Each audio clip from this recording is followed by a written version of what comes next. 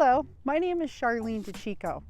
It is with sincere passion that I am eager to learn about people, culture, true history, and the overall human experience. Join with me as I embark on this journey. This is your Community Spotlight.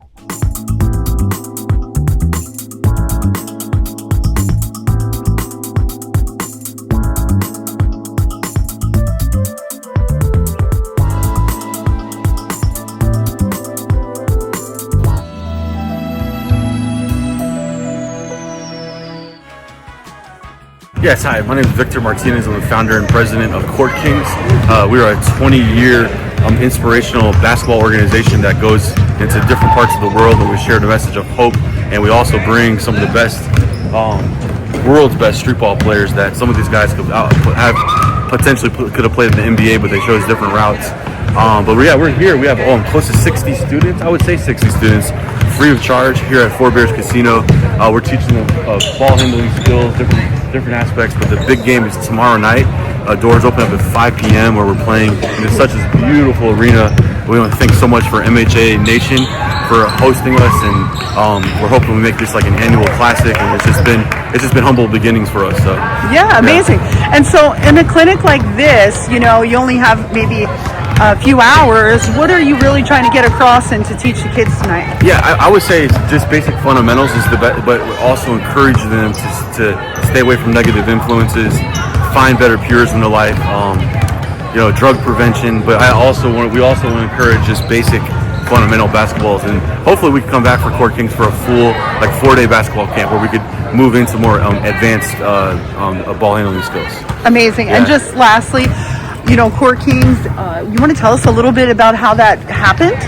Oh yeah, so I was actually I played college basketball at Southeastern University in 2001, and I've started an inspirational program in Richmond, Virginia in 2003, and we basically just worked with youth every Tuesdays and Thursdays, and we started off doing skills clinics and outreaches in different parts of the United States. And in 2007 it formed in as a traveling inspirational street ball team, and today we've been to 11 countries and we've impacted now close to a little bit over 1 million students. We won numerous ESPN Plays of the Year. We played in China, all over Venezuela, and we played in prisons. We played in a lot of different sovereign lands where a lot of people can't go, but they actually invited Court Kings. So we're pretty honored. Amazing. Thank you. One other thing, tomorrow night, your guys are pretty stacked. It's you against the Four Bears. What do you think we're going to see tomorrow night? This is actually an incredible team. I think the MH Nation needs the res ball. We heard they don't talk about street ball, but we're calling all the res ballers out. We're going to bring our game. We don't like to lose, but it's not scripted. But I think it's going to be a great game. I never want to make us always the best team. We can always lose, but we are challenging the best res ballers. And maybe next time we come, the res ballers that didn't get opportunity to play us will play us in the future.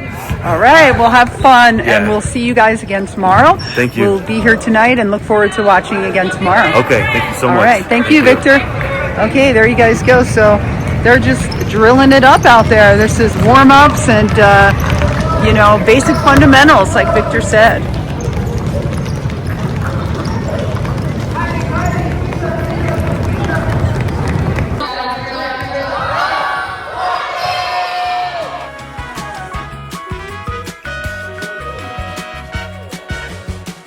Hello to everybody. Welcome to the meeting, friends, relatives, all those that are here, elders, everybody that come, enrolled members of the MHA Nation. Thank you for being here, and also the guests that came here as well. I know we got lots to talk about. First and foremost, my staff worked very hard, both the staff that is here and the staff that came down with me. We typically, about every year, try to at least once a year come down and do an outreach in the Phoenix area. And that's what we're doing this evening as well. Let's give them a round of applause for getting organized. We have at least 3 or 4 major multi-billion-dollar projects that we've been trying to get off the ground. That we've been trying to build and develop. Those 3 projects that we have, let me talk about them briefly if I can. One of them, of course, 2 of the projects relate to capturing gas. Those of you who've been at home, you can still see the flares at night. And anytime there's a flare burning, that's not a good thing. And the reason why, it affects our atmosphere, right, our air, our environment, but nobody's getting paid. When that flare is burning, nobody's getting paid. Not the landowner, not the company, not the tribe, the taxes, or anything else. And so we want to capture that gas. One of our major projects that we've got up has to do with taking that gas and doing power generation. We're going to generate power with that gas. And at the same time that we're generating power, we're going to go ahead and create hydrogen. So we call this dual project, power generation and hydrogen at the same time. We're not going to move, it's probably going to be a mix of like 70-30, 70% power generation, maybe 30% product, hydrogen, converting gas into hydrogen, all right? Another project that we're going to work hard on is compressing this gas, capturing as much as we can, and then creating an LNG, liquid natural gas. And these LNGs are in high demand overseas. So our objective is to get a system, gathering system, we get a takeaway system, and we began to engage with what we call foreign trade. There are a number of countries, Japan, Korea, Philippines, all these countries that are out there that want to buy our LNG. So they can run power, they can convert their products as well. So our goal is to take that and to compress it and get it into a pipe and then get it to market, foreign trade market. That's a game changer for our people. Because all that gas that's burned, whether you're an elder that gets royalties or the tribe itself, we capture all that gas, and as the value of gas begins to rise, which it's doing right now in America and the world, we will already have our foot in the door. We'll already be operating and not waiting until gas becomes more valuable. We will have a takeaway for almost every ounce of our gas. There are already tribes in Canada, one in particular, that has invited us to join them, that already sells LNGs to foreign markets in Canada, from Canada to the coast, British Columbia. The other very important multi-billion-dollar project is creating storage. Storage for our crude. And why is that important? Right now we have a storage capacity of 2 tanks, but it's only 300,000 barrels. What we did during the pandemic is when the prices dropped very low, we filled those tanks up, which originally were being built for the refinery, but because we could only have one EPA permit, we moved it into what's called transload and storage. Transload and storage of our oil and our gas. And so when we filled that up, we filled it up at like $24 a barrel, and then we sold it at $56, $57 a barrel. And in just a short amount of time, a little over a year, we make $7-8 million in net profit. That's exactly what we're going to do. We'll be able to have the federal government come and buy our oil, and then put it in our tanks, and then we charge them every day for storing their oil. And when it's time to move it out, then they pay us again to help move it out. And then when they need to refill that oil, because they need to have a reserve, then they come and they buy our oil again. And then they pay us again to put the oil inside those tanks. That's the system that we're trying to create, but we have to have an ability to store it. So I wanted to share that with everybody, that we're really optimistic about moving our things forward, and I'm excited because if we can get these 3 projects, in addition to a couple other things I'm going to talk about, the revenue to the tribe, based upon the sale of our gas and gas capture and everything we do, our revenue could quadruple easily in the next 5 to 10 years, quadruple. Right now, we have, in total together, all of our investment funds are in excess of about 1.2, almost 1.3 billion dollars. That's what we are saving. We don't touch. There's a small interest part that we do take out of the People's Fund for the distribution we all get in August. See, those are some things we got to make sure that we're invested. We're able to now cover that 100% that we do in August as well. And of course, all the other things that we're doing is trying to make sure that we run as a business. You elected a tribal business council. You didn't elect a tribal history council, you didn't elect a tribal cultural council, you didn't a tribal language, all those things are very important. We just had great deliberations just 2 days ago in our executive committee meeting on these issues. You elected a tribal business council. Our ancestors, our people, our fathers, our grandfathers, they agreed to accept under the Indian Reorganization Act to formulate a new government of tribal business council members, whose primary responsibility is what? To conduct the business of the tribe. That's why I do my job, my duty, being a veteran Marine Corps. That's my duty, is try to maximize the business opportunities of our tribe so we have the revenue to do the things that we need to do for our people. We're working hard on getting a survey. I need all of you, it's a questionnaire that we're putting out. This questionnaire is going to ask some things about changing our Constitution. It's going to talk about, and we're going to get this out, we're shooting for June. If it doesn't happen, we'll definitely do it by early fall. But these questions are going to come out to each and every one of you. You have an opportunity to look at them and ask and fill it out and check it. We just feel better, I feel better, to have our people vote by this questionnaire. And when it comes back to us, we can say, this is not just our own opinions. The majority of people who took the time to answer that want to do this versus this. There's so much more inside the booklet that you see here. But one of the ones that I want to talk about, one is our involvement with major investors in the TWG.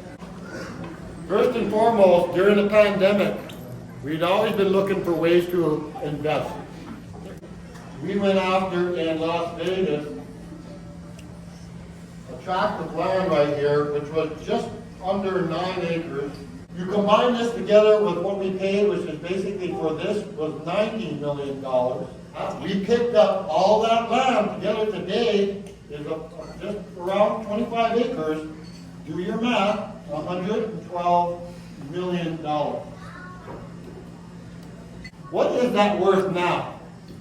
And so they went in and they did an assessment on it. This land is now worth, not according to me, but my experts in Vegas, right now, $270 million. 270. You look at your booklet, we're one of the pioneers in America right now with a 2-hectare greenhouse. That's 5-acre greenhouse. We're growing products in there already. Lettuce already. We already did our test products in there. Lettuce, cabbage, green peppers, strawberries, all these things. Eventually tomatoes. We'll be exporting it to foreign countries as well that are expecting food. We had 103 jumpers this year, 103. Many of them from the oil companies that contributed. One car gave us $10,000, another gave us $17,000 towards their fund. We had a goal of 75 jumpers and raised $75,000. And we're way beyond 75 jumpers. And it looks like we're going to exceed the 75. We should come in, after the council does their contribution, we should come in around $85,000, maybe $90,000. Over 9 years, we have raised more than half a million dollars. We are going to be a leader in the United States. If all things go well as we plan to do for our people, we have partnered with a clinic out of California that does regenerative medicine. They're going to help us lead the way in understanding how to do this. But we believe, with them and others who believe the same, not only can we treat diabetes, we believe we can cure diabetes. We will become the first clinic in America to offer that type of technology that we're trying to strive for. The very first one. Absolutely.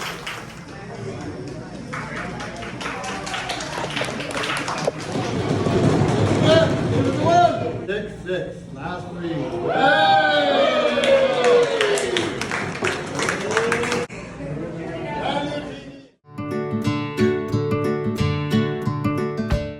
MHA Nation is hosting its second annual MHA Classic Golf Scramble, happening here at the Talking Stick Golf Club in Arizona. This event is a benefit to raise funds for cancer, and all throughout the day, there are going to be out there 176 players, that's 44 teams, coming together in this room later in the day for an awards ceremony, which we are hoping to share with you live on Facebook. So please come back and join us.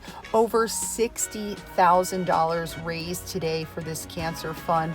A lot of people in attendance here to commemorate and share the joy of golfing, but also raise money for a great cause. MHA Nation Parks and Reserve hosted the first hike down by Lost Bridge on the Little Missouri River. Mary Fredericks, I'm the Program Director Administrator of the Three Affiliated Tribes Parks and Reserve Program, and we are having our first official hike in our Three Affiliated Tribes National Park. We're pretty excited about it. We've been working on this project for about 2 years, and we have a trail cut in. We'll be opening it via website. You can get permits on the website. We're very lucky. Our tribe purchased about 2,100 acres right off the reservation, just straight south of our reservation on the Little Missouri River. And we worked and got the land put in trust. And now in August, the Secretary of Interior signed a proclamation. And so our park is now within the boundaries of Fort Berthold. And we're going to be able to move that sign that says "Welcome to Fort Berthold" from the bottom of the hill to the top of the hill. So we're pretty excited, and I'm thankful that our tribe is committed to preservation and conservation. And I feel like ecotourism is going to be a big thing. This will be a place where people can come and be introduced to the park and introduced to our landscape, the natural resources we have. Start to look at our culture, and then they'll push in and go to the interpretive center, get more information on our culture, and just starting to educate people and become more friendly with our neighbors. Hikers were offered blood pressure and sugar tests, and a water station set up along the trail, and even TAT Fire Management was on the scene. Today we were just helping out with Parks and Rec and help getting things set up. Just helping out where we can.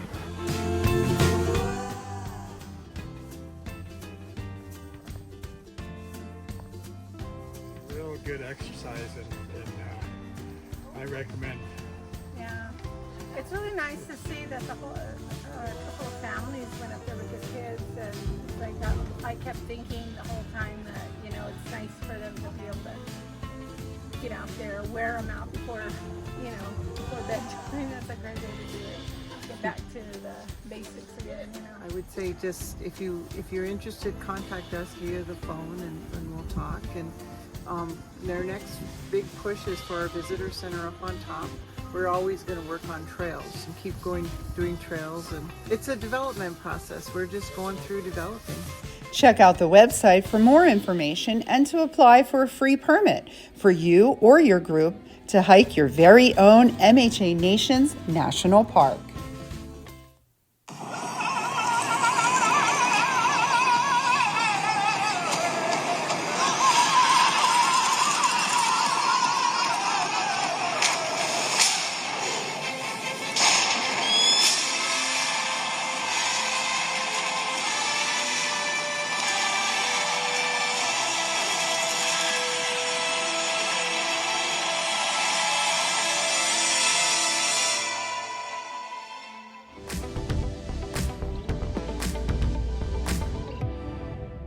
We are having our kickoff of our Elders Walk Your Mocks.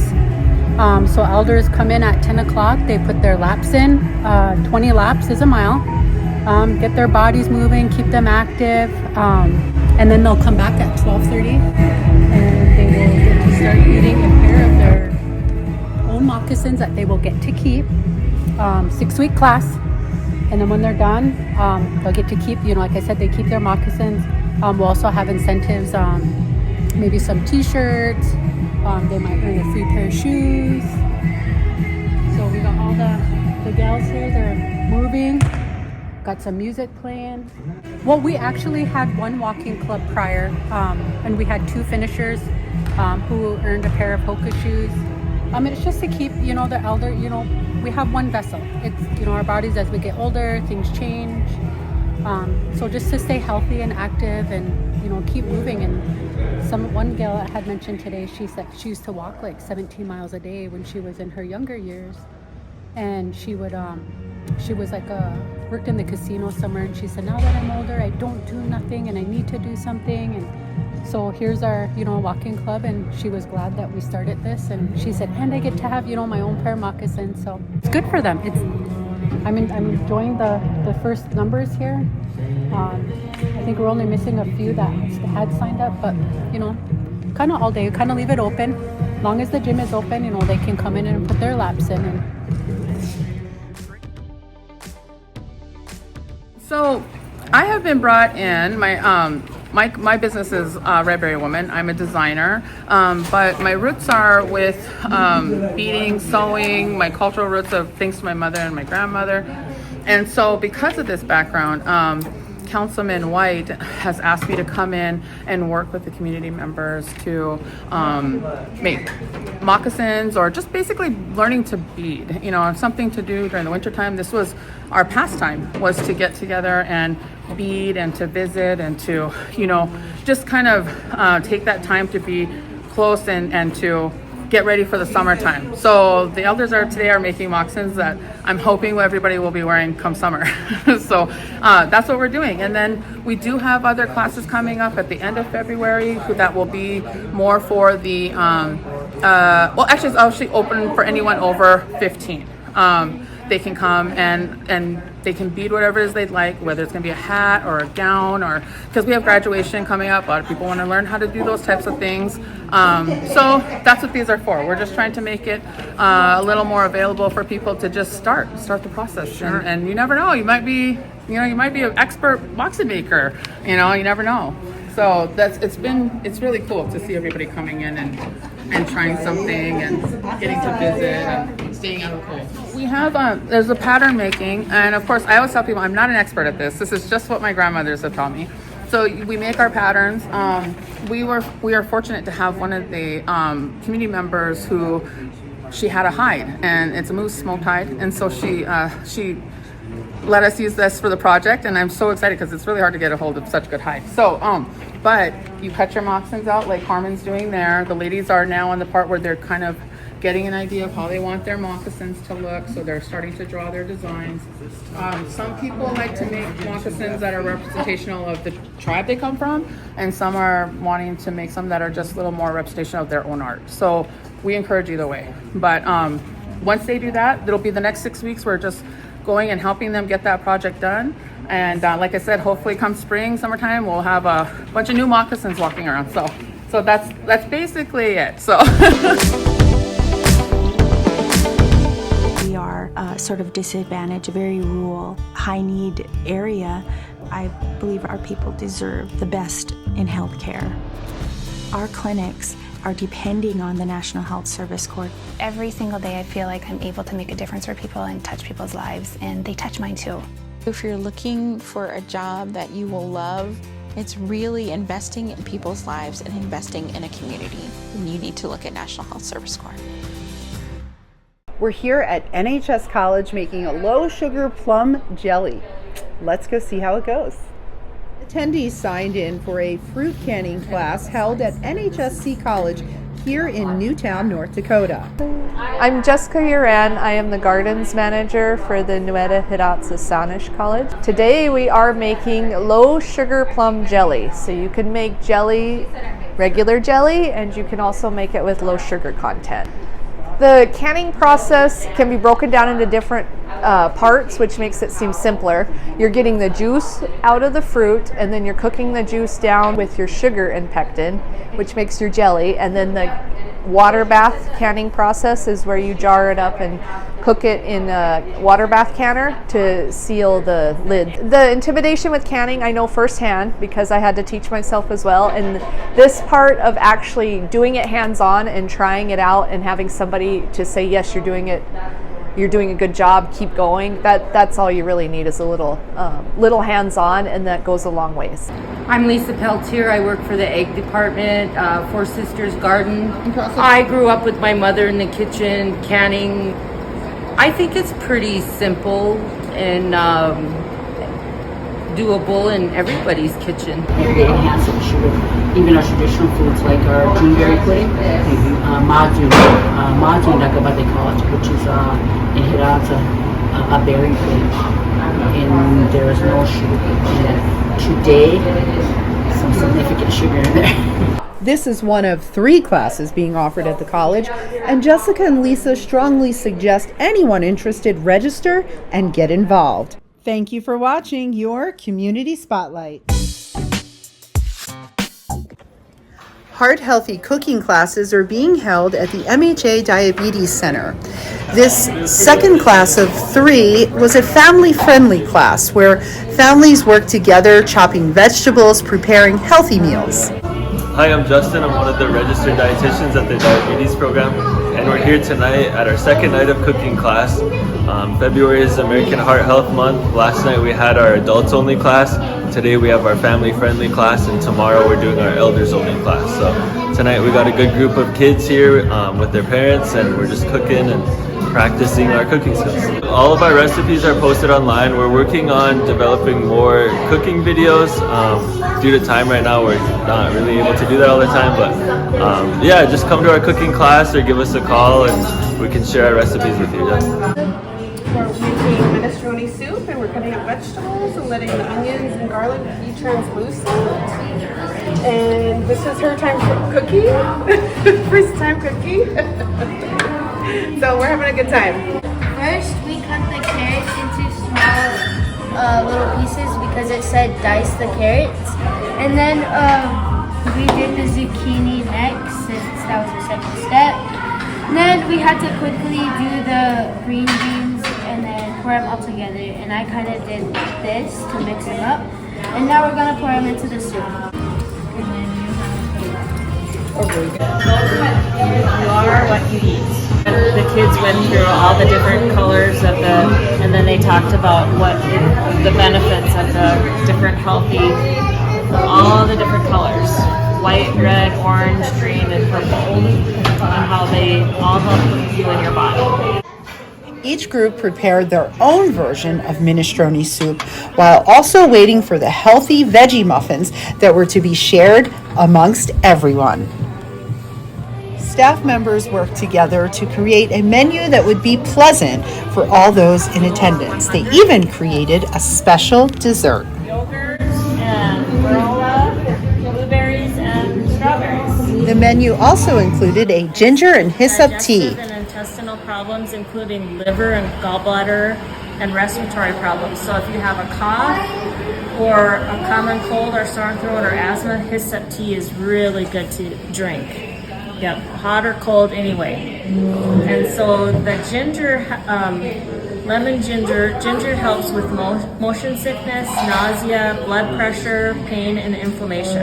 And it has cancer-fighting properties. So these are both caffeine-free, so we mixed them together. We added lemon to them and ice, and so it's a refreshing drink, and it gives you health benefits. The class concluded with everyone sharing a meal together and also receiving a lovely door prize incentive. For more information about upcoming classes, contact the MHA Diabetes Center.